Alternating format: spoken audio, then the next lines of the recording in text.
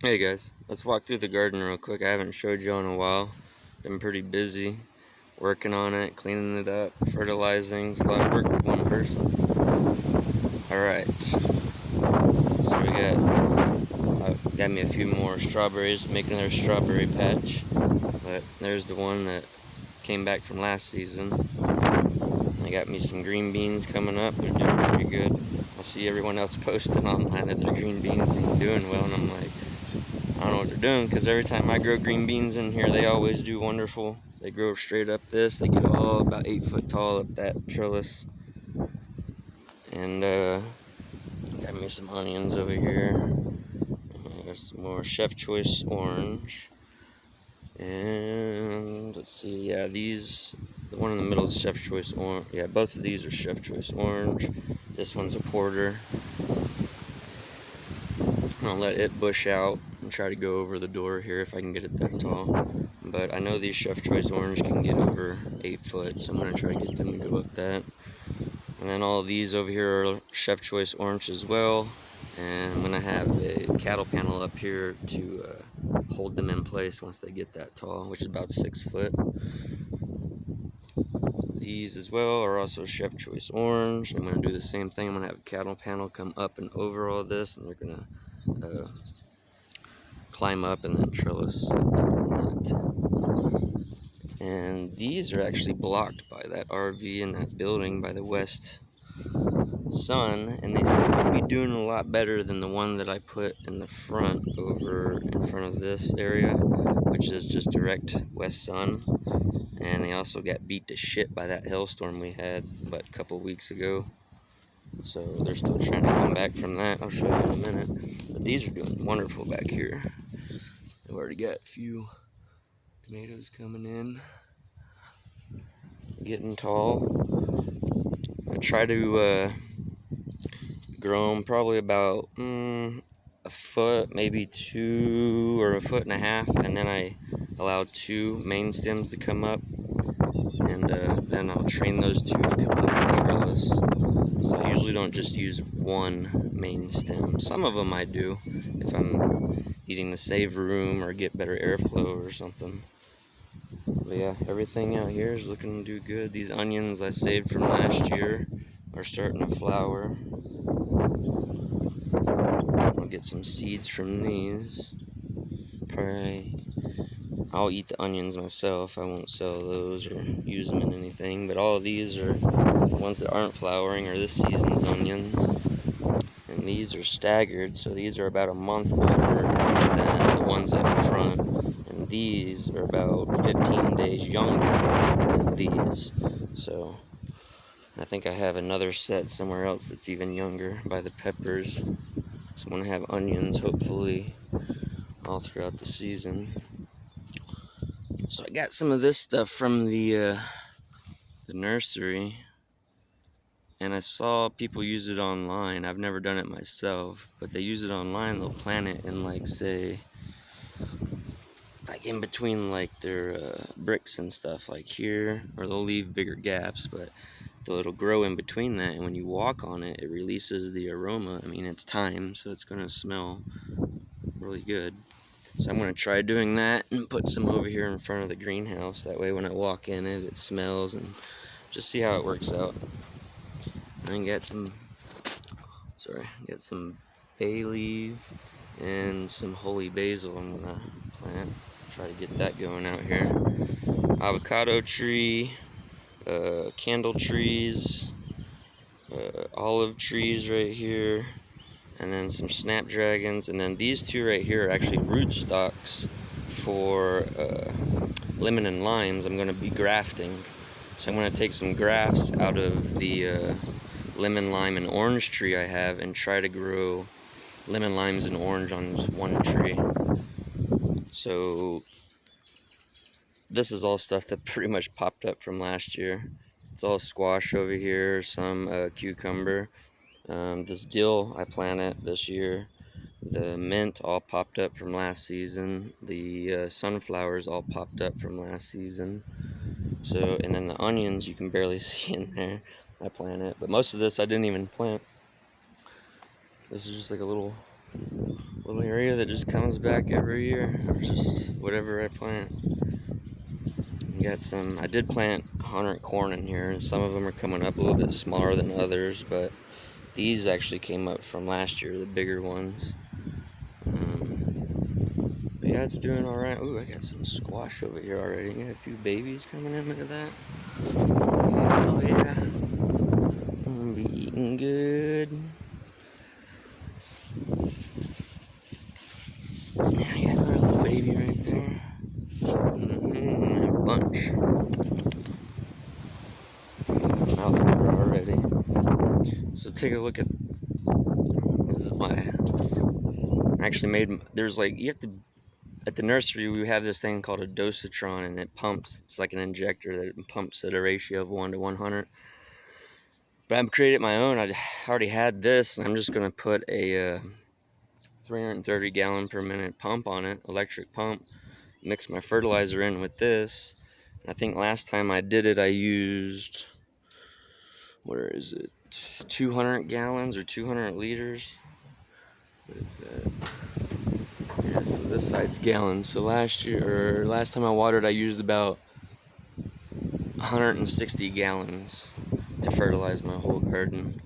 And that's watering each plant for about a minute with fertilizer, a minute to 2 minutes. And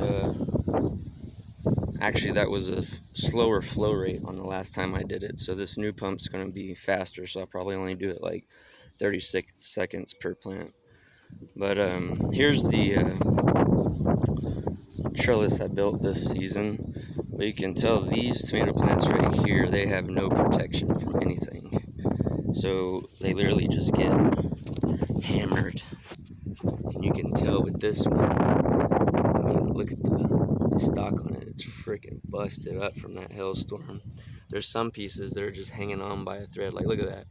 It's completely almost severed. But there's just one connection there. But if you follow that all the way up, you still have a good, decent plant. This over here looks like shit. Looks like it got burnt. But it's hard to keep that stuff, get nutrients, when you're only getting supplied through freaking, I don't know, 10% of what you should be getting. So this one right here is kind of a, we'll see what happens, but the rest of them seem to be doing pretty good. And this one was like a $10 tomato plant too, because it was a grafted Big Zack, supposedly like a 6-pound tomato, I think. They can get up to that big. Yeah, up to 6 pounds. So that's if you train it to only probably grow one tomato. But me and my buddy were having a competition at the nursery to grow a big tomato, so that's why I got it. I got a baby cupping up right there. But yeah, I'm gonna grow these up on the trellis. We'll see how they do. They got ate up by the hail. This one over here, I think this is a tycoon, which is pretty popular around this area. And let's see if I can get to it. Yeah, there's already a tomato on there that's decent size. You can already see something either got into it or hail damage, but it's fine. Got a bunch coming in on that one, decent size. And I think this is the other Big Zack. So I got 2 of them just in case something did happen. Luckily I did, and this one looks like it's doing a lot better. It's actually, it was trying to train itself up this stick, and I was like, wow, that's awesome. So that one will probably do a lot better. Alright, and these onions out here, though, they have been going ape shit. Look at that. That's a big one coming in. These are super sweet 1015s. They're supposed to get up to, or can get up to, the size of a softball. And I mean, I'm looking around at mine. There's one in the back right there that's almost softball size, I'd say. Maybe a little bit smaller, maybe baseball. But they're getting there.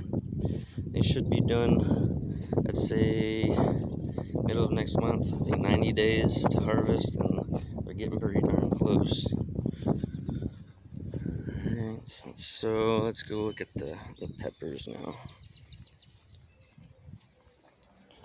Damn, I've already been talking for 10 minutes almost. Alright, here's the peppers. Ghost, Reaper, and Scorpion. So these are all the hot ones. I got more peppers or onions in there. I got tons of onions. I planted about 1,000 this year.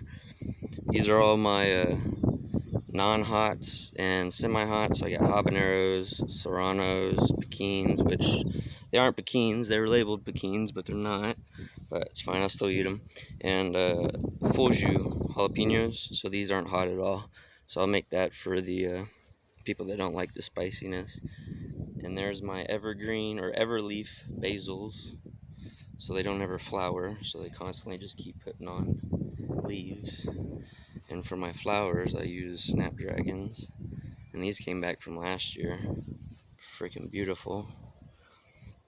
There's a bunch of new buds about to pop up. These just got done. Oh yeah. There's my limes and citrus. Lemon, lime, and orange. And hydrangeas or something. I think I always pronounce it wrong. Hydrangeas, whatever. But yeah, they're fucking beautiful. I love these flowers. But they like full shade here in West Texas. I usually leave them out here in the shade. They do like morning sun, but not afternoon sun, or even midday sun when it's 102 every day. Some catgrass, and then plum tree I planted this year. Let's go look at the Vitex. This thing's beautiful. If anyone's ever grown one of these, they'll know. They'll be like, oh yeah. There's another, I think, nectarine plant.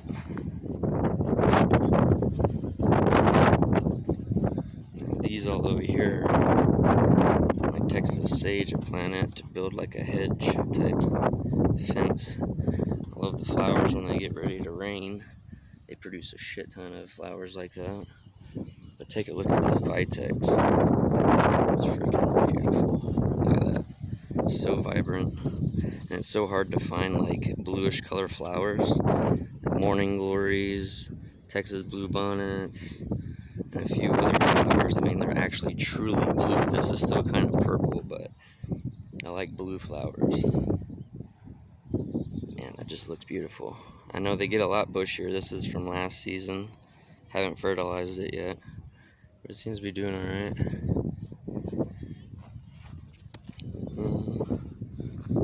I think that's it. Yeah, a few things in the front yard. And Althea, it's like a hibiscus type flower. And some esperanzas. Other than that, there ain't much up there. But I think that's about it. Back here, I got a few rosemary right there. But yeah, that should be it. Thanks, guys.